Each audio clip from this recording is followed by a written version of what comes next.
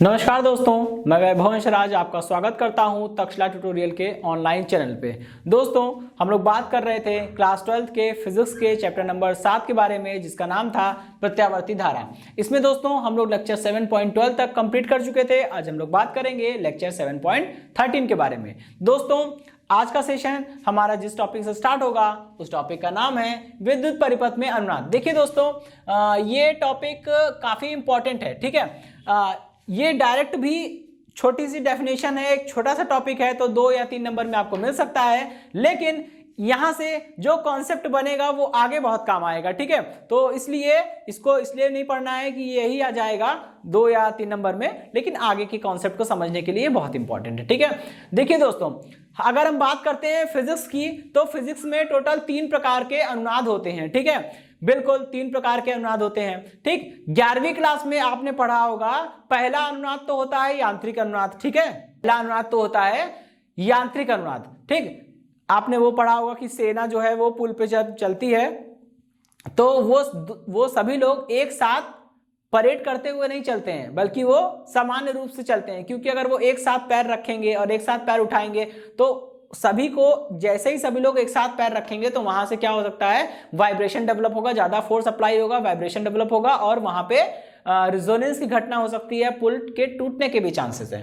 ठीक, तो वो तो यांत्रिक अनुनाद हो गया। ठीक, पहला अनुनाद। दूसरा अनुनाद होता है, आपने पढ़ा होगा वायु स्तंभ में अनुनाद। आपने एक प्रैक्टिकल किया होगा 11वीं क्लास में कि आपने ध्वनि की चाल निकाली होगी। ठीक है, ध्वनि की चाल आपने वायु में निकाली होगी, वो जो करीब 332 मीटर पर सेकेंड आई होगी। ठीक है, तो जो आपने ध्वनि की चाल निकाली थी वायु में, ठीक, वो प्रैक्टिकल करने के लिए एक तरीका होता है। उसमें हम लोग यही करते हैं, कांच के एक फ्लास्क में पानी भरते हैं, ऊपर से एक ट्यूनिंग फॉर्क को ले जाते हैं, उसको ट्यूनिंग फॉर्क जो होता है वाइब्रेट करता रहता है और एक तरफ से हम जार में पानी भरते हैं। जिस हाइट तक क्या होता है, वो साउंड एकदम डीप हो जाता है, वहीं पे रुक जाते हैं, क्योंकि वहां पे अनुनाद हो रहा होता है, तो वो होता है वायु स्तंभ में अनुनाद। ठीक है, थर्ड टाइप का जो अनुनाद होता है वो होता है विद्युत चुंबकीय अनुनाद, जो कि हमें यहाँ पे पढ़ना है। दोस्तों, आप मोबाइल फोन में या फिर अपने पुराने वाले ट्रांजिस्टर में जब आप एफएम सुनते हैं, तो एफएम सुनते समय हमें क्या करना होता है, जैसे अगर हमको 93, जैसे हमको रेड एफएम सुनना है तो हमें 93.5 पे ही ट्यून करना होगा। 91.1 पे अगर ट्यून करेंगे तो रेडियो सिटी सुनाई देगा, ना कि रेड एफएम। ठीक है, तो ऐसा मतलब हम उसको ट्यून कैसे करते हैं, चाहे मोबाइल हो चाहे हमारा ट्रांजिस्टर हो, हम अपने ट्रांजिस्टर को, अपने मोबाइल को किसी भी स्टेशन के लिए ट्यून कैसे करते हैं, तो ट्यून करते हैं इसी अनुनाद की हेल्प से। ठीक है, जब हम लोग अपने ट्रांजिस्टर को ट्यून करते हैं तो किसी एक विशेष स्थिति में क्या होता है, हमारा सर्किट जो होता है वो अनुनाद की घटना शो करने लगता है, और अनुनाद की घटना शो करता है तो वो केवल उसी फ्रीक्वेंसी को कैच करता है जिस फ्रीक्वेंसी पे हमने उसे सेट किया है। जैसे हमने 91.1 मेगाहर्ट्ज पे सेट कर दिया है, तो वो अनुनाद की घटना में जब आ जाएगा, ठीक है, जैसे ही आप सुई को 91.1 पे रखेंगे वहां पे अनुनाद होने लगेगा, और वो उस कंडीशन में आपका सर्किट केवल 91.1 मेगाहर्ट्ज की फ्रीक्वेंसी वाले सिग्नल को ही कैच करेगा, बाकी सबको रिजेक्ट कर देगा। ठीक है, तो आपको केवल वही स्टेशन सुनाई देता है। फिर आपने उसको ट्यून कर दिया, 91.1 से हटा के 93.5 पर ले गए, तो आपका सर्किट जो है वो उस हिसाब से चेंज हो गया। सर्किट में L और C सर्किट होता है, प्रेरक कुंडली होती है और आपका संधारित्र होता है। आप जब उसकी नॉब को घुमाते बढ़ाते हैं ट्रांजिस्टर में, तो क्या होता है, संधारित्र की प्लेटों के बीच की दूरी घटती बढ़ती है, जिससे उसकी धारिता चेंज हो जाती है, और धारिता चेंज होने के कारण परिपथ जो होता है वो अलग अलग फ्रीक्वेंसीज पर, अलग अलग आवृत्ति पर अनुनाद की घटना शो करता है। जब आपकी सुई, ट्रांजिस्टर की सुई जो होती है वो 93.5 रेड एफएम पे चली जाती है, तो वहां पे क्या होगा, उस केस में जो आपके ट्रांजिस्टर के अंदर जो सर्किट लगा हुआ है वो सर्किट क्या करेगा, वो सर्किट केवल 93.5 मेगाहर्ट्ज की फ्रीक्वेंसीज को कैच करेगा, बाकी सारी फ्रीक्वेंसीज को वो रिजेक्ट कर देगा। ठीक है दोस्तों, यहां पे हमें वही चीज समझनी है। ठीक, तो वो अनुनाद क्या होता है, ठीक है, कैसे काम करता है, उन सब चीजों को समझने से पहले हमें ये समझना होगा। चलिए दोस्तों, तो विद्युत परिपथ में अनुनाद, देखिए दोस्तों, अगर हम किसी भी परिपथ में, चाहे वो एलसीआर परिपथ हो या सातों में से किसी भी टाइप का परिपथ हो, अगर हम किसी प्रत्यावर्ती धारा परिपथ में आरोपित करते हैं कोई प्रत्यावर्ती विभव, ठीक है, और देखिए प्रत्यावर्ती विभव आरोपित आपने किया है तो जाहिर सी बात है, ये तो कॉमन सी बात है कि अगर विभव आपका अल्टरनेटिंग है, अगर आपका विभव प्रत्यावर्ती है तो वो समय के साथ कंटिन्यूअसली चेंज होगा। लेकिन दोस्तों उसकी आवृत्ति तो चेंज नहीं होती है ना। लेकिन यहां पे हमें कुछ ऐसा काम करना है कि अल्टरनेटिंग वोल्टेज लगाने के बाद उसकी फ्रीक्वेंसी को भी चेंज करना है, ठीक है। तो दोस्तों हम ये पाते हैं कि जब हम किसी भी परिपथ में, ठीक है, परिपथ मतलब किसी LCR परिपथ में कोई भी प्रत्यावर्ती विभव लगाते हैं और फिर उसकी आवृत्ति को परिवर्तित करते हैं, तो हम ये देखते हैं कि परिपथ में मिलने वाली अधिकतम धारा का मान अलग अलग आवृत्तियों पर अलग अलग होता है, ठीक है। लेकिन किसी एक विशेष आवृत्ति पर परिपथ में मिलने वाली धारा का मान सबसे अधिकतम होता है, ठीक है। सभी आवृत्तियों पर अधिकतम धाराओं से भी ज्यादा मान मिलेगा किसी एक विशेष आवृत्ति पर, ठीक है। हमें उसी घटना को पॉइंट करना है, ठीक। तो कहते हैं जब किसी परिपथ पर आरोपित प्रत्यावर्ती विभव की आवृत्ति परिपथ की स्वाभाविक आवृत्ति, जो कि मैं अभी एक्सप्लेन करूंगा, ठीक है, परिपथ की स्वाभाविक आवृत्ति के बराबर हो जाती है, तब परिपथ की प्रतिबाधा का मान न्यूनतम हो जाता है और परिपथ में मिलने वाली धारा का मान अधिकतम हो जाता है, ठीक है। इस घटना को हम लोग क्या बोलते हैं? विद्युत परिपथ में अनुनाद कहते हैं। तथा वह विशेष आवृत्ति, जिस आवृत्ति पर यह घटना घटित होती है, उस आवृत्ति को हम लोग क्या बोलते हैं? उस आवृत्ति को हम लोग बोलते हैं अनुनादी आवृत्ति, ठीक है। और किससे लिखते हैं? ओमेगा नॉट से या ओमेगा आर से। ये क्या है? अनुनादी आवृत्ति है, ठीक। इसे हम लोग अनुनादी आवृत्ति यानी कि रिजोनेंट फ्रीक्वेंसी बोलते हैं और यह घटना अनुनाद कहलाती है, ठीक है। अब देखिए अनुनाद की घटना, जब भी कहीं अनुनाद की घटना होगी या आप कहीं भी पढ़ेंगे कि अनुनाद की घटना हो रही है या उसके बारे में कुछ बताया जा रहा है, तो अनुनाद की घटना घटित होते समय कुछ घटनाएं होती हैं जो आपको बिल्कुल ध्यान में रखनी है। पहली घटना ये, जब अनुनाद होगा तो धारा का मान क्या होगा? धारा मैक्सिमम हो जाएगी, ठीक है, धारा मैक्सिमम हो जाएगी और परिपथ की प्रतिबाधा क्या हो जाएगी दोस्तों? न्यूनतम हो जाएगी यानी कि मिनिमम हो जाएगी। और क्या होगा? प्रेरकीय प्रतिघात और धारती प्रतिघात दोनों बराबर हो जाएंगे, ठीक है। प्रेरकीय प्रतिघात XL और धारती प्रतिघात दोनों बराबर हो जाएंगे, ठीक। ये तीसरी कंडीशन हो गई। और Z मिनिमम है मतलब Z बराबर R हो जाएगा, ये तो ऑब्वियस सी बात है, ठीक है। चलिए तो अच्छा, ये अगर आप जानना चाहें कि ये कैसे आया तो यहां से जान लीजिए दोस्तों। Z बराबर कितना होता है LCR परिपथ के लिए?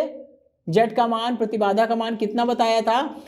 ये आया था R² plus XL difference XC का होल स्क्वायर, यही तो आया था ना। अब जरा देखिएगा, अगर XL XC बराबर है, अनुनाद की घटना हो रही है, XL XC बराबर है, तो यहां पे आप रखेंगे XL बराबर XC, जैसे ही रखेंगे ये कट जाएगा, ये कट जाएगा तो क्या होगा? ये जीरो, केवल यही तो बचेगा। तो Z इज इक्वल टू कितना आ जाएगा? अंडर रूट में R², मतलब Z is equal to R, खत्म, ठीक है। तो जब भी अनुनाद की घटना होगी क्या क्या होगा? अनुनाद की घटना में धारा का मान अधिकतम होगा, परिपथ की प्रतिबाधा न्यूनतम हो जाएगी और प्रेरकीय प्रतिघात, धारती प्रतिघात आपस में बराबर हो जाएंगे और परिपथ का प्रतिबाधा जो है वो R यानी प्रतिरोध के बराबर हो जाएगी, ठीक है। चलिए अब हम लोग क्या करते हैं, आगे बढ़ते हैं, ठीक है। देखिए दोस्तों, अगर हमें अनुनादी आवृत्ति निकालनी है तो उसके लिए भी हमारे पास फॉर्मूला है। क्या करेंगे?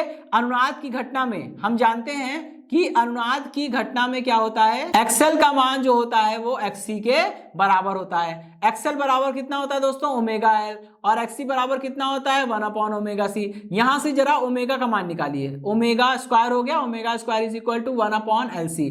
लेकिन दोस्तों हमें अनुनादी आवृत्ति निकालनी है, अनुनादी कोणीय आवृत्ति नहीं निकालनी है, ठीक है। ये अनुनादी कोणीय आवृत्ति होती है, अनुनादी कोणीय आवृत्ति है, हमें अनुनादी आवृत्ति निकालनी है। कोई बात नहीं, क्या करेंगे? पहले तो यहां से ओमेगा का मान निकाल लेंगे। ओमेगा इज इक्वल टू कितना आएगा? 1/√LC, ठीक है। ये हो गया पहली वाली इक्वेशन, ठीक है। अभी क्या करना है? हमें अनुनादी आवृत्ति निकालनी है। और एक और चीज दोस्तों, हम अनुनाद की घटना को कंसीडर कर रहे हैं, तो अनुनाद की घटना होती है अनुनादी आवृत्ति पर, तो यहाँ पे ओमेगा की जगह हमें ओमेगा नॉट लिखना चाहिए। इस चीज का विशेष ध्यान रखेंगे, ये ओमेगा नॉट हो जाएगा दोस्तों, ठीक है। और फिर ये हो जाएगा omega not is equal to 2πf0 is equal to 1/√LC। यहाँ से फाइनल कितना निकल के आएगा, F not is equal to 1/2 pi और अंडर रूट में एलसी। ठीक है दोस्तों, चलिए तो यहां पे ये टॉपिक पूरी तरह से समाप्त हुआ। ठीक है, अनुनादी आवृत्ति का मान भी हमने निकाल लिया है और अनुनादी कोणीय आवृत्ति का मान भी निकाल लिया है। ये सब डायरेक्ट आपको फॉर्मूले, मतलब ये फॉर्मूले हैं, न्यूमेरिकल में आपको काम आ सकते हैं। ठीक है दोस्तों, ओके दोस्तों, देखिए हमारा नेक्स्ट टॉपिक क्या है, हमारा नेक्स्ट टॉपिक है बैंड विस्तार। ठीक है, तो बैंड विस्तार को कैसे समझेंगे, ये क्या होता है, ये भी एक छोटा सा टॉपिक है। ठीक है, जो कि अनुनाद की घटना से ही जुड़ा हुआ है। देखिए दोस्तों, यहाँ पे हमने एक फिगर बनाया हुआ है। ठीक है, इसको हम नाम दे रहे हैं फिगर 1। ठीक है, और इस फिगर 1 में हमने आपको दिखाया है कि जब हम किसी प्रत्यावर्ती धारा परिपथ में आरोपित विभव की आवृत्ति को कंटिन्यूअसली बदलते रहते हैं तो हम देखते हैं कि हर आवृत्ति पर, अलग अलग आवृत्तियों पर परिपथ में प्राप्त अधिकतम धारा का मान भी अलग अलग होता है। ठीक है, और हम क्या करते हैं, विभव की सभी संभव आवृत्तियों के संगत मिलने वाले धारा के अधिकतम मान को हम लोग क्या करते हैं, यहां पे नोट करते चलते हैं। धारा के अधिकतम मान को हम लोग यहाँ पे नोट करते चल रहे हैं, तो इस तरह का एक ग्राफ मिलता है। ठीक, फिर दोस्तों यहाँ पे हम देखते हैं कि किसी एक निश्चित आवृत्ति ओमेगा नॉट पर मिलने वाली धारा का मान सबसे ज्यादा है, अधिकतम है। ठीक है, इसके अलावा अनुनादी आवृत्ति के थोड़ा सा आगे चलने पर या अनुनादी आवृत्ति से थोड़ा सा पीछे हटने पर हमें दो ऐसी अन्य आवृत्तियां मिलती हैं जिन पर परिपथ में प्राप्त धारा का मान अधिकतम धारा का 1/√2 गुना होता है। और इन्हीं आवृत्तियों के बीच के सेपरेशन को, इन्हीं आवृत्तियों के बीच के अंतर को हम लोग क्या बोलते हैं, बैंड विस्तार बोलते हैं। ठीक है, तो बैंड विस्तार की एक डेफिनेशन जो हमने बोली वो भी हो सकती है, और इसको थोड़ा और अच्छे शब्दों में अगर बोलेंगे तो हम ऐसा बोलेंगे कि किसी प्रत्यावर्ती धारा परिपथ पर आरोपित विभव की आवृत्तियों का वह परास जिसके मध्य परिपथ में प्राप्त धारा का मान I0/√2 से अधिक होता है, क्या कहलाता है, बैंड विस्तार कहलाता है। क्योंकि दोस्तों आपको पता है, अगर आपके द्वारा लगाए गए विभव की आवृत्ति का मान ω2 से ज्यादा है और ω1 से कम है तो आपकी आवृत्ति ω2 और ω1 के बीच में आएगी, और जब आवृत्ति ω1 ω2 के बीच में होगी तो आपको धारा जो मिलेगी वो इस वाले कर्व के द्वारा प्रदर्शित की जाएगी। ठीक है, ये वाला जो कर्व बना है इस कर्व के द्वारा आपकी धारा प्रदर्शित की जाएगी। ठीक है, तो बस एक बार फिर से सुनिएगा हम क्या बोले। ठीक है, मैंने ये कहा कि किसी प्रत्यावर्ती धारा परिपथ पर आरोपित प्रत्यावर्ती विभव की आवृत्तियों का वह परास जिसके मध्य परिपथ में प्राप्त धारा का मान I0/√2 से ज्यादा होता है, इससे ज्यादा ही धारा मिलेगी। ठीक है, इससे कम नहीं मिलेगी। तो किसी प्रत्यावर्ती धारा परिपथ पर आरोपित प्रत्यावर्ती विभव की आवृत्तियों का वह परास जिसके भीतर परिपथ में प्राप्त धारा का मान I0/√2 से अधिक होता है, क्या कहलाता है, बैंड विस्तार कहलाता है। ठीक है दोस्तों, चलिए अब देखिए बैंड विस्तार को हम लोग बीटा से प्रदर्शित करते हैं। बीटा कैसे मिलेगा, ω1 में से ω2 को माइनस करना पड़ेगा। ठीक है, चलिए अभी देखिए यहाँ पे क्या है, बीटा इज इक्वल टू, यहाँ पे ω1 माइनस ω2 करना है। हमें पता है कि ये जो सेपरेशन है ω2 और ω0 के बीच का जो सेपरेशन है वो क्या है, डेल्टा ओमेगा है, और इसी तरह से ω1 और ω0 के बीच का जो अंतर है, सेपरेशन है, वो भी क्या है, डेल्टा ओमेगा है। तो हम ω1 को क्या लिख सकते हैं दोस्तों, ω1 को हम लिख सकते हैं ω1 is equal to ω0 plus delta omega. ठीक है, चलिए, और ठीक है यहां से हम लोग ω2 भी लिख सकते हैं, ω2 is equal to ω0 minus delta omega. ठीक है, चलिए भाई ये बात समझ में आ गई। अब हम लोग यहां पे इसे रख देंगे। ठीक है, रखिए, ये हो जाएगा ω0 प्लस डेल्टा ओमेगा। ठीक, ब्रैकेट बंद, फिर यहां लगाया माइनस और ω2 की जगह लिख दिया ω0 माइनस डेल्टा ओमेगा।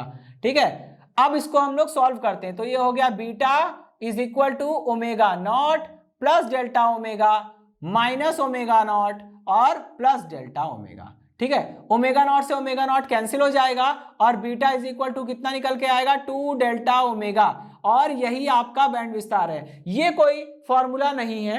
ठीक है, इसका डिटेल्ड फॉर्मूला जो है वो अगले वाले न्यूमेरिकल में, अगले वाले डेरिवेशन में निकलेगा। ठीक है, और अगले डेरिवेशन में हम लोग उसका प्रॉपर एक फॉर्मूला निकालेंगे जो कि आगे न्यूमेरिकल्स में काम आएगा। ठीक है दोस्तों। ओके दोस्तों, इसी टॉपिक के साथ ये सेशन समाप्त होता है। इस सेशन से जुड़े नोट्स प्राप्त करने के लिए डिस्क्रिप्शन में दिए गए लिंक पर जाके क्लिक कीजिए।